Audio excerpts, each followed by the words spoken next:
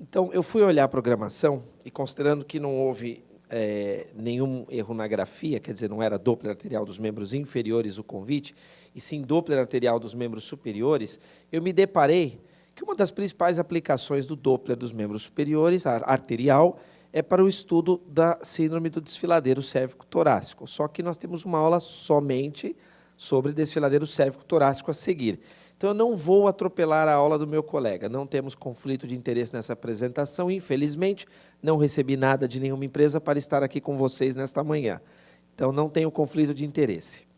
Então, vamos falar do Doppler arterial. Eu trouxe alguns casos para mostrar patologias possíveis arteriais de membros superiores, né?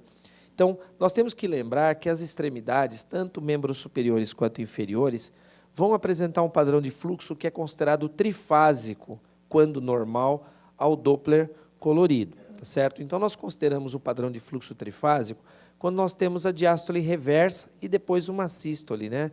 Pequena sístole anterógrada, às vezes podemos encontrar até duas sístoles anterógradas depois, mas é a diástole reversa que caracteriza o padrão de onda de alta resistência de um leito periférico, seja no membro inferior, seja no membro superior.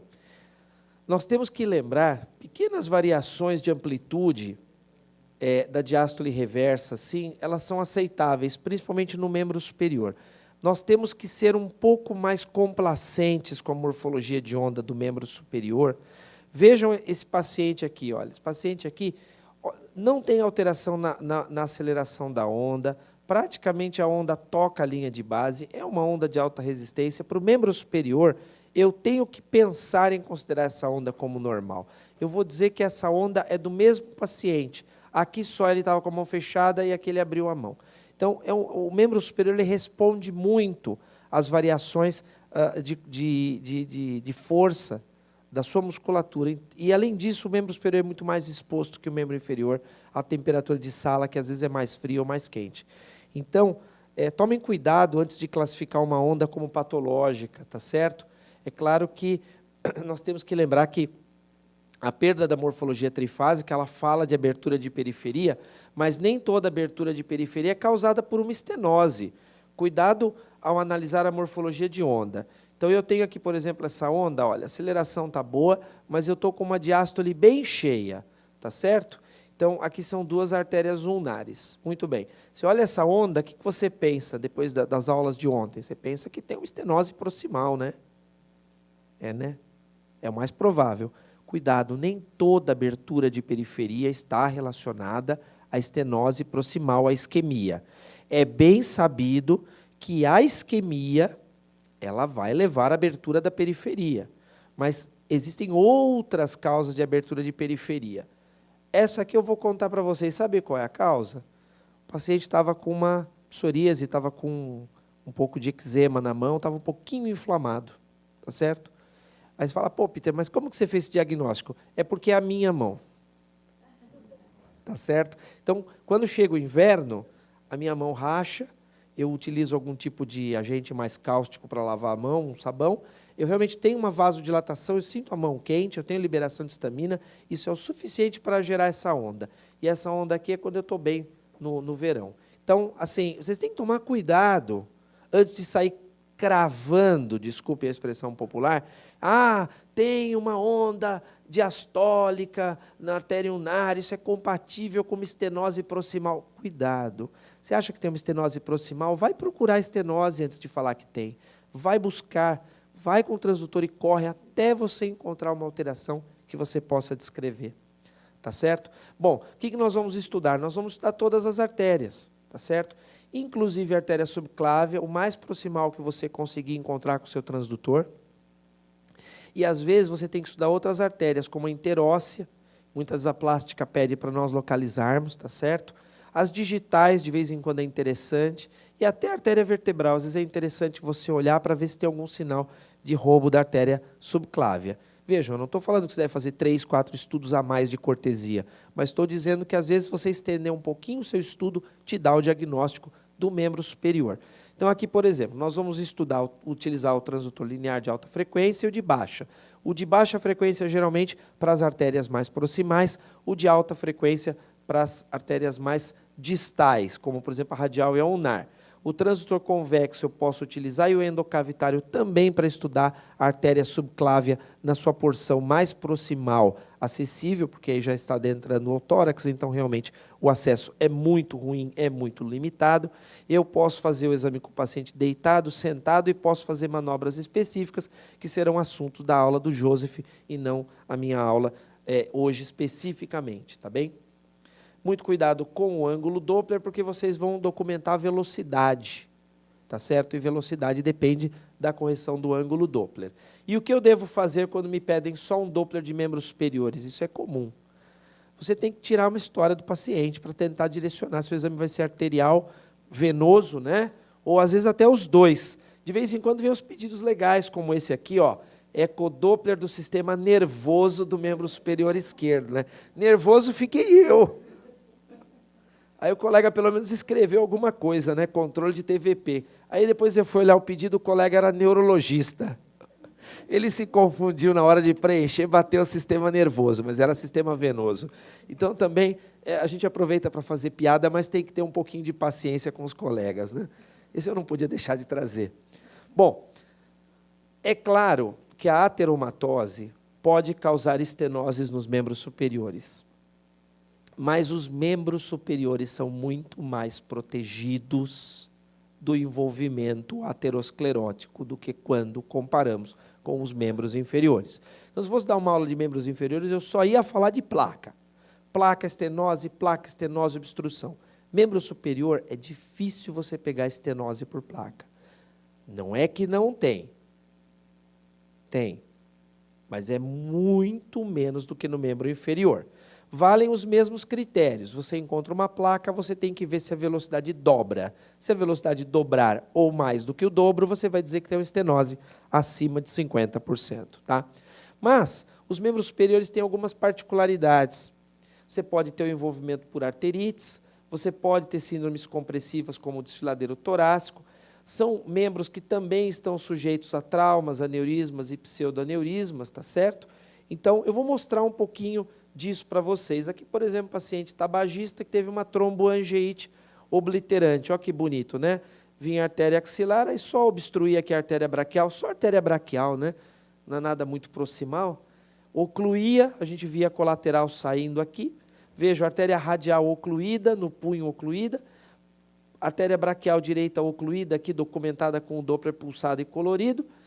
Ele tinha uma artéria que provavelmente era interóssea ou mediana, direita, que tinha um fluxo bem tardos parvos. Esse fluxo tardos parvos ele ia por todo o membro superior. Pergunta se esse paciente tinha sintomatologia. Nenhuma. Às vezes a pessoa não tem sintomatologia. Era muito frequente, no começo do cateterismo, os exames serem realizados através da subclávia. E observou-se, com o passar dos anos, que era muito frequente a subclávia evoluir com estenoses. Por isso que eles transferiram a técnica para a região da virilha, para a cateterização ilíaco-femoral, né, da femoral. Então, mas antes começaram a fazer o cateterismo na subclávia, está mais perto do coração, mais fácil, né? Só que o que acontece? Os pacientes evoluíam com estenose subclávia. E nem sempre esses pacientes evoluíam com dor. Eles têm malha de circulação colateral. Então, o membro superior parece que ele é mais protegido, né, da isquemia do que o membro inferior. Desfiladeiro torácico, pesquisa de compressão extrínseca da artéria subclávia em pacientes com queixas de isquemia arterial nos membros superiores. Não vou falar de síndrome do desfiladeiro torácico, dessas compressões cérvico-torácicas, porque teremos uma aula específica sobre isso a seguir. Então, eu vou pular esse tópico, mas ele entraria nessa região aqui. Então, o que eu tenho que procurar quando eu estou fazendo a avaliação de um paciente que tem uma alteração de pulso, assimetria de pulso? Eu pego bastante até no HC. O paciente vem com assimetria de pulso. Não obrigatoriamente ele tem uma sintomatologia muito exuberante, pode até ter, mas o paciente vem com assimetria de pulso, você vai olhar o padrão na subclávia direita, na subclávia esquerda. Então, a subclávia direita, com padrão trifásico normal, com uma amplitude boa na casa de 100 centímetros, 120 centímetros por segundo. Do lado onde havia sintomatologia, um padrão Tardus parvus, uma perda do padrão trifásico, tá certo? Uma amplitude bem assimétrica. Então, eu tenho que pensar se realmente eu não estou aqui frente a um quadro de uma estenose ou oclusão proximal. Eu tenho que pensar nessa possibilidade. Então, eu tenho que avaliar o sistema em toda extensão e, muitas vezes, você não encontra nada. Você olha, o exame é normal, só tem essa assimetria. Então, qual que é a minha recomendação? Vão olhar a vertebral. Quem estava aqui ontem, assistiu a aula de circuito posterior? Levanta a mão, por favor. 2 doutoras estavam aqui. Então, elas vão ver os slides todos de novo. Ai, me perdoem, tá bem? Olha só, se você tiver uma obstrução ou uma estenose na subclávia proximal à emergência da artéria vertebral, você pode ter um fenômeno que é chamado de roubo da subclávia. Então, o sangue sobe para o polígono de Willis através das carótidas e da vertebral contralateral e desce pela vertebral do lado acometido e reenche a artéria subclávia. E aí você vai ter mudanças na morfologia de onda da artéria vertebral que são bastante características. Eu não vou demorar muito nisso, tá, doutoras? Mas, para quem não estava ontem, eu quero mostrar que você vai ter desde um entalhe proto- ou mesosistólico na artéria vertebral, quando começa a se estabelecer o roubo da subclávia, até a inversão total do sentido de fluxo da artéria subclávia, que é quando a síndrome está realmente... Síndrome não, né? A obstrução está estabelecida e a artéria subclávia passa a ser reenchida pela artéria vertebral. Então, você sequestra do polígono de Willis. Então, você tem que reconhecer essa onda na artéria vertebral, e apesar da artéria vertebral não fazer parte do estudo do membro superior, a partir do momento que você desconfia que pode ter alguma coisa na subclávia proximal que você não viu porque o acesso é ruim, você vai na artéria vertebral e dá uma olhadinha se você encontra alteração da morfologia de onda. Esse aqui é conhecido como sinal do coelho, né? Porque parece um coelhinho, né? O bug sign ou sinal do conejo, como se fala em espanhol, né? Então, pensar que pode ter uma estenose na artéria subclávia proximal, como, por exemplo, nesse caso, ou nesse outro caso, onde nós tínhamos realmente a inversão total aí do sentido de fluxo da artéria vertebral. Vocês tomem cuidado que o primeiro pensamento que vem à mente do examinador inexperiente é: ai meu Deus, o botão de inversão está errado. Aí você aperta o botão de inversão do aparelho, o que acontece? Essa artéria fica vermelha, esse espectro vai para cima da linha de base e você tem uma sensação falsa de tranquilidade. Ah, agora está tudo bem. Não está tudo bem, está invertido. Realmente a artéria está invertida, você tem que fazer esse diagnóstico. Você tem que resistir à tentação de apertar aquele botão de reversão, né, de inversão do Doppler, porque isso aqui te traz uma informação. Está azul, está descendo o sangue está fugindo do encéfalo, está indo para a subclávia. Esse paciente tinha uma oclusão da artéria subclávia proximal, estava ocluída, não tem fluxo aqui. A artéria vertebral chega aqui onde eu estou apontando, invertida, reenche a artéria subclávia e daqui o fluxo vem para o membro superior. Então, muitas vezes você não vê essa obstrução, mas se você vai na vertebral, você percebe que tem um sinal de roubo da subclávia, você pode afirmar isso. No caso da avaliação, agora falando um pouquinho de fístula, por que eu vou falar de fístula? Fístula já seria uma aula inteira só sobre pré-operatório e outra inteira só sobre pós-operatório.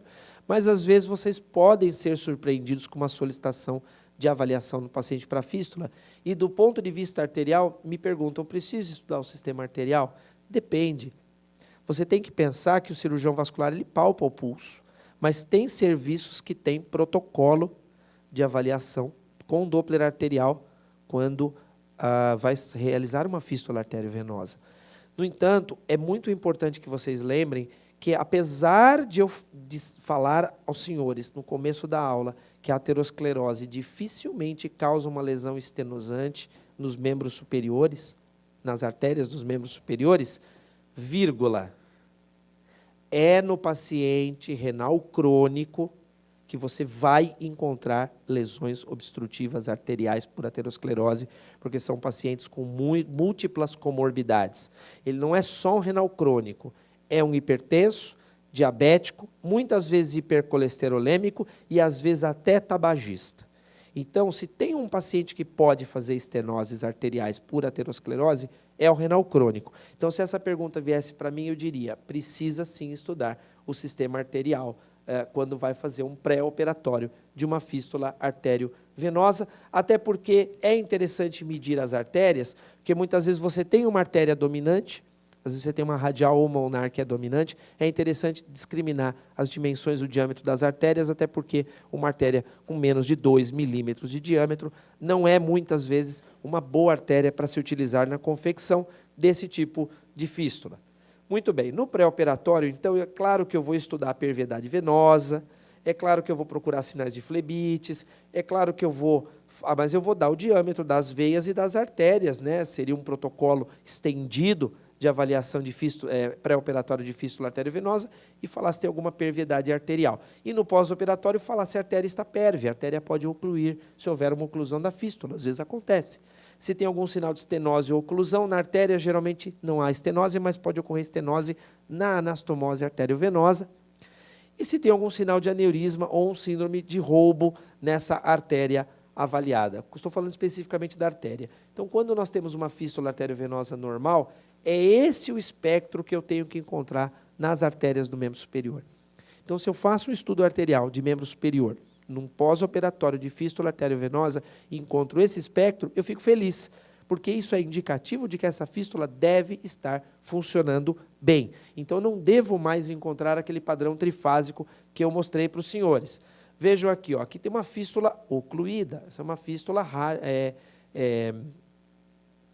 ocluída, aqui eu vejo a artéria, tá certo? A artéria braquial, aqui a anastomose, tá certo? A região da anastomose, com oclusão da veia e a artéria está bem. A artéria está ótima, não sofreu nenhum dano. Diferente desta artéria aqui. Ó, chega o paciente para você com isso aqui. O paciente chega com essa cobra no antebraço. E o cirurgião quer saber o que é isso. É artéria ou a veia? Tem trombo? Então, muitas vezes, vocês entram em pânico vendo isso. Não é para entrar em pânico. Tem que tentar identificar quem é essa estrutura. Este é um caso em que a estrutura era uma verdadeira dilatação aneurismática da artéria braquial, porque houve uma oclusão da artéria radial, da fístula e da artéria, de um trombo, aqui era o sangue batendo em fundo cego, não havia fluxo, e essa artéria, com o passar dos meses e dos anos, ela foi dilatando. Ela não ocluiu totalmente, ela foi dilatando. Acho que não está funcionando bem. Não, é isso mesmo. Vamos lá. Você não tem outro passador ou outra pilha? Será que não está acabando porque ele não está obedecendo? Esse é outro caso.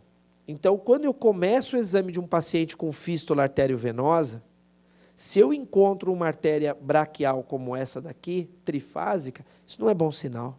Provavelmente, essa artéria ela é normal, ela está com o padrão de fluxo normal. Só que numa fístula arteriovenosa, o paciente chega com fístula para estudar e eu encontro esse padrão, isso não é um bom sinal. Isso é um sinal de que essa fístula pode estar ocluída. E aí eu vou lá na fístula e realmente eu encontro um trombo aqui de característica fresca, de característica aguda, a artéria pérvia, tudo bem com a artéria, mas a veia, né, eferente está ocluída, então não tem mais fístula, tá certo? Então isso é muito importante. Aqui um trombo agudo na fístula, com aumento das dimensões da veia, um trombo já organizado, um trombo recente, paciente com dor, com uma imagem palpável, né? E aqui um trombo já antigo, você vê até uma redução da veia eferente, já de calibre reduzido, já quase que praticamente fibrosada, e a artéria bem. É muito importante falar que a artéria está bem, está pérvia, não sofreu nenhum dano. Diferente deste exemplo, então aqui a artéria aferente, ocluída, não tem fluxo, a fístula ocluída, a veia cefálica esquerda eferente, ocluída. Então, oclusão de todos os elementos. Então, às vezes, vem só para fazer um estudo arterial e você surpreende uma oclusão arterial associada à oclusão da veia. Mas as fístulas arteriovenosas não são apenas realizadas pela mão humana, elas também podem ser espontâneas ou associadas a trauma, como nesta criança de 6 anos, portador de hemofilia, que veio para fazer o estudo porque tinha um frêmito na face anterior distal do antebraço. Foi solicitado o Doppler e ele tinha uma fístula arteriovenosa, mas não era uma fístula para hemodiálise, era uma fístula, muito provavelmente ele deve ter batido a mão, deve ter realizado um trauma, ou uma fístula espontânea, nós não conseguimos fechar a etiologia, mas fechamos que era uma fístula arteriovenosa, tá certo? Como os senhores podem ver nesse diapositivo. E no paciente com trauma, Temos tempo ainda, Wagner?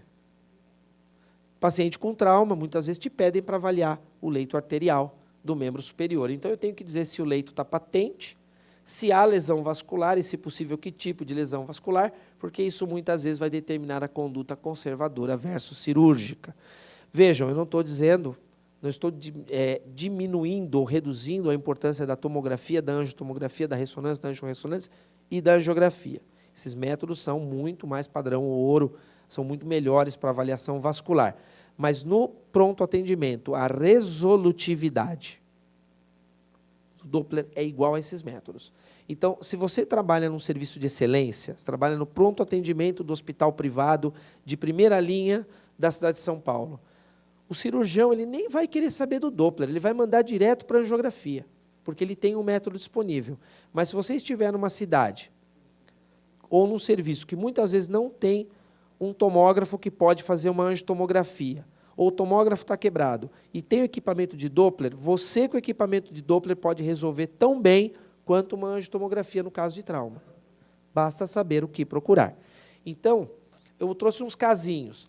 Essa aqui é uma colega nossa, tá certo? Que veio na nossa clínica privada para realizar um exame de ultrassom músculo-esquelético, porque ela estava com muita dor, a movimentação do braço, e ela, na verdade, tinha realmente um quadro aí de uma tendinite infecciosa. Ela foi mordida, arranhada pelo gato, uma briga de gato, ela foi salvar o gato dela, tomou uma mordida, uma arranhada, e ela realmente evoluiu aí com uma tendinite, uma tendinopatia, estava com uma infecção.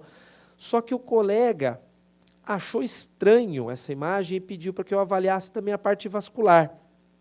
E eu fui avaliar a parte vascular e encontrei uma oclusão da artéria radial, tá certo? No local onde houve o arranhado, né? Ela contou, o gato ficou preso, né, com a unha no meu punho. Então, ocluiu a artéria radial. Então, nós tivemos aí uma oclusão, a gente vê exatamente o ponto de stop, e ela estava assintomática do ponto de vista vascular, quer dizer, a artéria ulnar e supria muito bem. Mas é um caso interessante. Aqui um caso não tão tranquilo, o paciente apresentou uma trombose da subclavícula esquerda após a fratura da clavícula. Então, a gente vê aqui, né, a trombose subtotal da artéria subclave esquerda, mas o que interessa para nós é o Doppler, né? Aqui uma outra imagem, uma reconstrução muito bonita. O cirurgião gosta desse tipo de imagem, né? Para ele é muito intuitivo, ele é muito panorâmico. Então, se ele tem a possibilidade de pedir, ele pede, não quer saber. Mas muitas vezes você não tem esse método à sua disposição, o paciente não pode usar contraste. Então, nós vamos para o bom e velho Doppler, e olha, o Doppler mostra que a artéria está ocluída. Tá certo? Olha lá. Olha que beleza. O Doppler mostra que a artéria está ocluída. Então, eu consigo resolver o caso da mesma maneira. Olha um pseudoaneurisma na transição axilobraquial, né, após um ferimento por arma branca. Então, ferimento por arma branca, né, o paciente tomou uma facada e evoluiu com a formação desse pseudoaneurisma. Mas, olha, eu consigo fazer esse diagnóstico com o Doppler, tá certo? Eu consigo, olha que beleza de imagem. Tá certo? Eu tenho aqui a veia, a artéria, e eu consigo encontrar. Vocês me perdoem, depois eu vou pedir, por favor, que vocês troquem a pilha desse equipamento, por favor, porque não acredito que não está bom. Aqui. Eu vejo esta imagem, o Dr. Wagner já falou para nós, né, de pseudoaneurisma no começo da manhã, então, só mostrando a imagem para vocês, eu consigo fazer esse diagnóstico. Muitos de nós, principalmente radiologistas, que somos radiologistas de carreira, a gente vai trabalhar junto ao pronto atendimento, a gente se assusta com essas imagens, né?